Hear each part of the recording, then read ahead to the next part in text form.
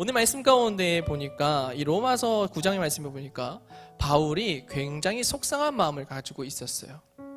왜 그런지 보니까 이스라엘 백성들이 이상한 기준을 가지고 있었거든요. 그 기준이 무엇이냐?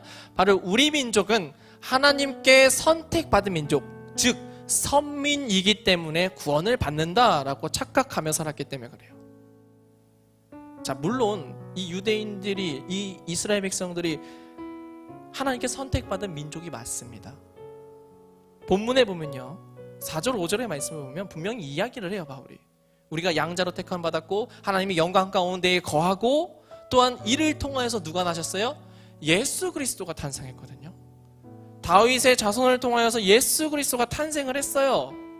그래서 분명히 사용받은 것은 맞아요. 근데 문제는 뭐예요? 예수 그리스도를 안 믿는 게 문제인 거예요. 왜일까요? 착각하면서 살아가니까 자신의 판단대로 살아가는 거예요. 여러분, 우리가 예수 그리스도를 믿는다는 것은 나의 나된 것을 다 포기하는 것을 의미해요. 누가 우리의 삶을 이끌어가는 거예요? 예수님께서 우리의 삶을 이끌어가는 거예요. 모든 주권은 누구한테 있어야 돼요? 주님한테 있어야 돼요. 그런데 자꾸 누가 쥐으려고 해요? 우리가 쥐으려고 해요. 그러면 착각 속에 빠집니다. 나는 잘 믿고 있어. 나는 잘 하고 있어.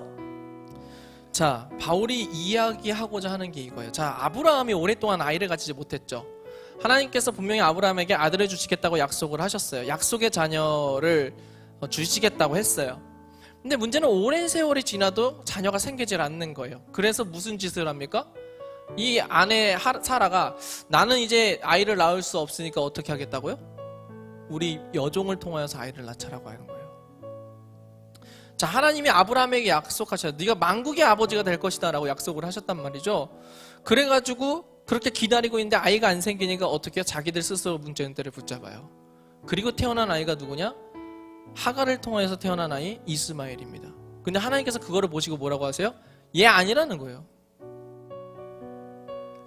가질 수 없는, 아이를 가질 수 없는 몸이 성령으로 말미암아 잉태된 자녀, 그게 약속의 자녀예요. 자, 10절 보니까 더 설명하면서 그뿐 아니라 라고 설명해요. 그뿐 아니라 리브가 이삭의 아내입니다. 이삭의 아내가 이제 아이를 가졌는데 쌍둥이를 가져요. 누구예요? 에서와 야곱이라는 사람을 가지죠. 자, 그런데 에서가 첫째가 되고 둘째가 야곱이 돼요. 자, 세상적인 기준으로 보자면 누가 축복권을 받아야 돼요? 에서가 축복권을 받아요. 장자인 에서가 축복권을 받아야 된다고요. 이삭도 그렇게 생각을 했어요. 결국 누가 받아요? 야곱이 받아요. 야곱이 축복을 받아요.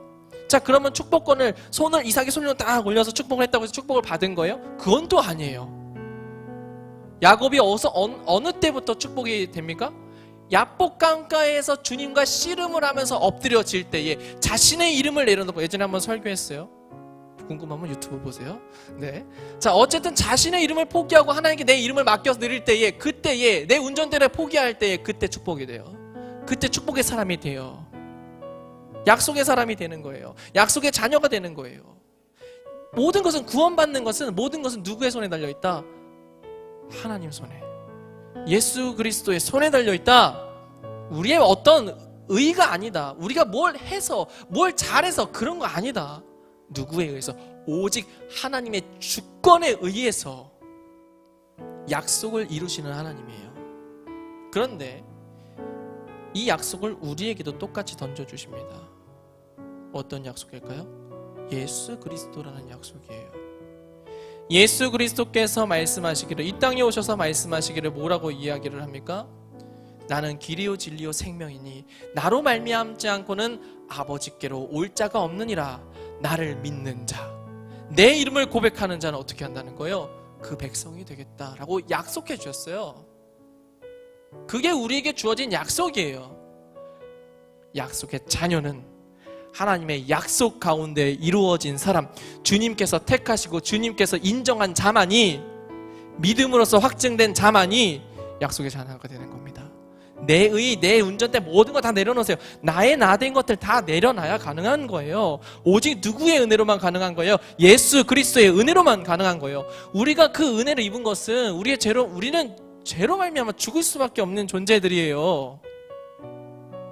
근데 그것을 긍휼하게 여기셔서 우리를 구원해 주신 거라고요.